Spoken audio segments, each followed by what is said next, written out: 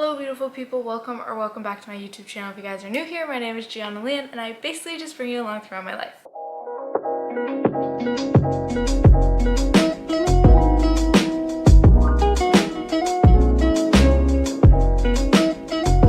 Guys, we have a big stack of books. Today I'm going to be giving you guys the best and worst books that I read in 2022. I have read so many more books than I thought I was going to this year, and I've accumulated the best ones that I wanted to share and the not so good ones that I kind of regret reading, I'm not gonna lie. There was obviously a lot more books that I wish I could put in this pile, but this video would be so long if I did do that, so I just picked the best and the absolute worst ones. We're gonna start with the best books that I read this year because I'm more excited about those ones basically. I think I'm gonna start with I'm Glad My Mom Died by Jeanette McCurdy because this was my absolute most favorite book that I read this year by far. This book was literally amazing. You guys probably have heard of this book considering it broke the internet, I would say. I feel like it dealt with so many hard topics but was presented so well, and it was really nice just hearing Jeanette's story because it felt so raw and real. Yeah, this book deserves basically all the hype it got is basically what I'm saying. This was by far my absolute favorite. Next we have Every Summer After by Carly Fortune. I read this during the summer and it was by far my absolute most favorite summer read I read. I tried to read as many summer books that I could, but this one by far stuck out to me the most. It's a nice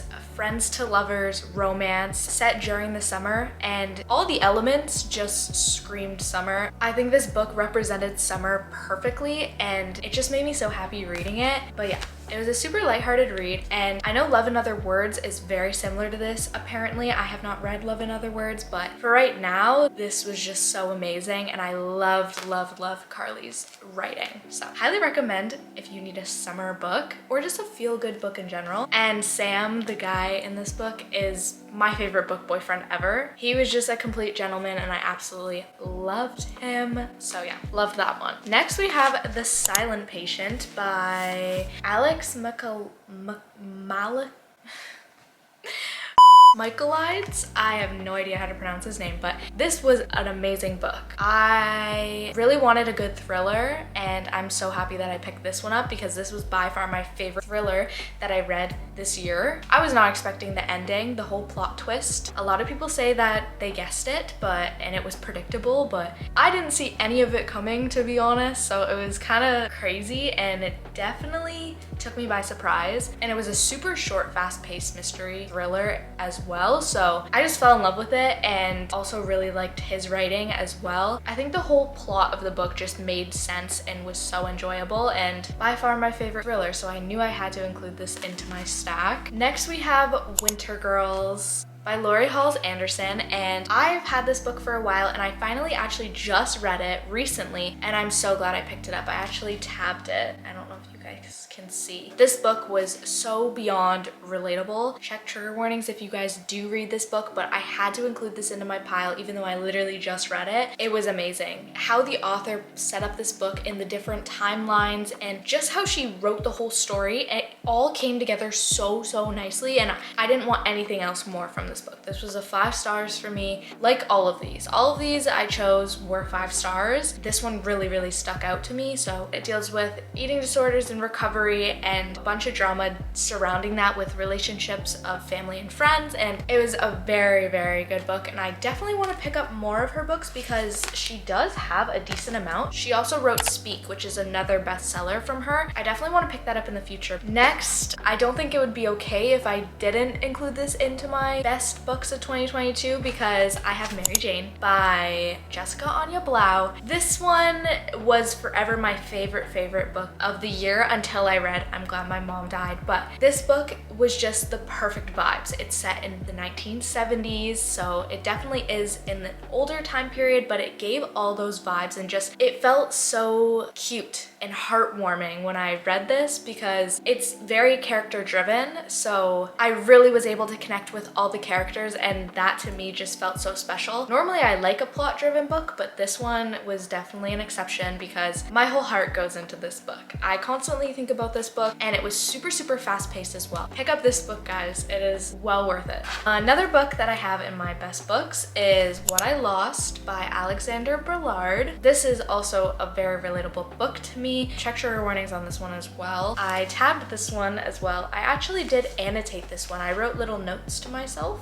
This was also a super fast-paced read. I'm pretty sure this is a younger one than Winter Girls, like a younger audience than Winter Girls, but this one was still so amazing, and because I could connect with the book, that is definitely another reason why I loved it so much. This one isn't that known, but it deals with lots of important topics and talked about those topics really well. The next one I have is on Kindle Unlimited. This is the last book in my best books of 2022. So the series is the Mindfuck series. I've talked about it a lot on my channel before, but personally, my absolute most favorite one was Sidetracked, which is the second one in the series. Put it up on the screen. This whole series is so amazing, and I absolutely am obsessed with it, but this one specifically stuck out to me the most because the action that was brought into this book was next level from the first one. It was so fast-paced. The whole storyline just really started to come together in the second book, and I was so eager to finish this book. They're all pretty short books, but this one I devoured because of how much I was enjoying it, and I honestly really also love the characters. Like Lana Myers, I aspire to be her. She is a bad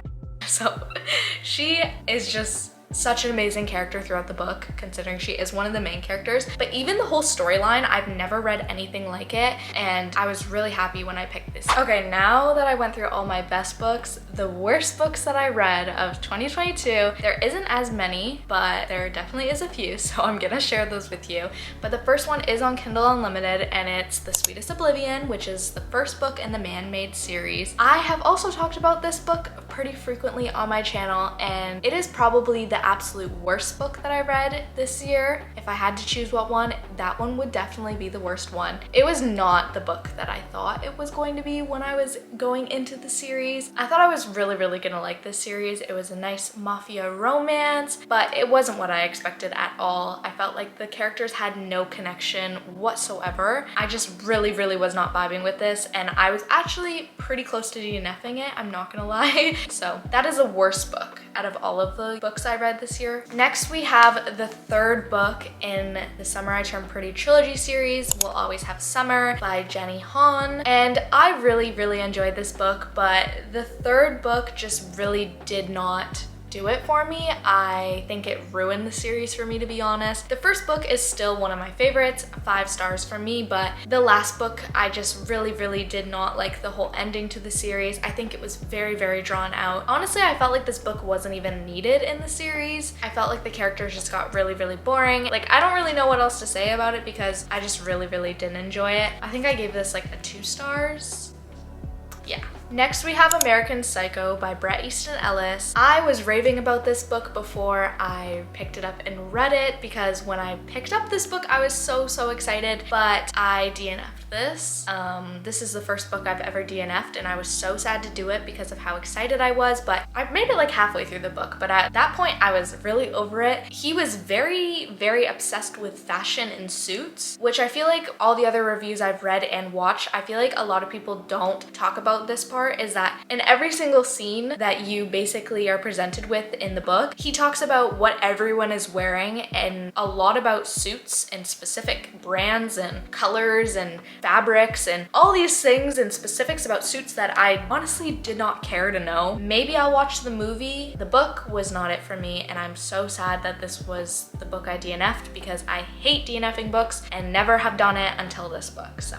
Next, I have Six of Crows, which is the first book. This is a duology. The second one I'm pretty sure is Crooked Kingdom, if I'm not mistaken. I'm pretty sure it's Crooked Kingdom. This is by Leah Bardugo, another author's name I simply cannot pronounce to save my life. I love it. This was a very chunky book. Also the first fantasy book that I read, and maybe that's why I didn't enjoy it that much because I still don't think I'm a fantasy reader.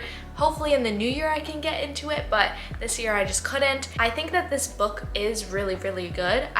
it wasn't for me. It wasn't my style. It didn't have events in the book and in the plot that I'm interested in and was drawn to. Next we have Girl in Pieces by Kathleen Glasgow. This was an earlier book I read this year, probably one of the first few of the year, and I was very excited about this. It was an anticipated 5-star read for me because with the description of what the book was supposed to be about, I was very drawn to it. Obviously, check trigger warnings on this book, considering it does deal with very, very dark topics, but I just could not connect with Kathleen Glasgow's writing. It didn't really make too much sense to me, if that makes sense. Her writing wasn't my favorite, and how the book was set up, I just didn't really enjoy. It didn't really make sense in my brain. The whole storyline was kind of all over the place for me, and I know a lot of you guys love this book, but I'm sure she has some other amazing books out there, but this one just wasn't great.